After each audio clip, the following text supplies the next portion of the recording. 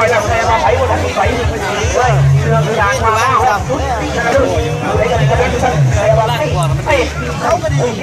ชนะถูกมากเลยเขาเป็นเขาสองลำนี่ดีไอ้ชอไทยไอ้ชอไทยอยู่ที่ตรงนี้จะมาวัดมันใกล้ที่เขามานะมันหลายเลยไล่ไผ่สังลูเอาแล้วเอาระวังเ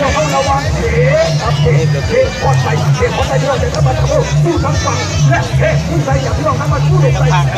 ไอ้ที่เป็นประเทศไอ้ที่เป็นประเทศแล้วก็มากินกันมันเล็กสีมือผู้ตีผู้ตีเฮ้คนละเหนือไปโอบารักเนื้อเอาเลยครับสักพันสักเมื่อเอาแล้วอาเทเขาได้สิบไปก่อนหรือว่าเทที่ได้สิบปีเขาเรียกว่าแค่คนเชื่อว่าจะอยู่ที่เราไปจับตามองเอาเลยเสียเขาแหล่แต่ยุพี่เขายังกายเลยนะทางเขาก็กายเลยทางเขากายแล้วเงินเท่าไหร่ก้นเขาก็ก้นเขาจะไล่เขาก็ตัวผมมันม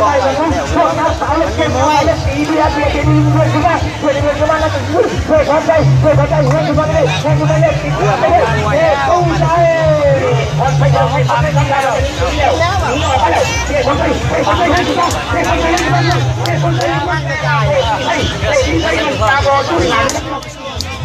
แต่ยุพังมันกายเลย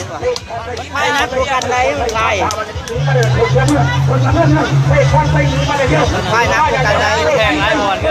แข่งไรบอลน้ำลาย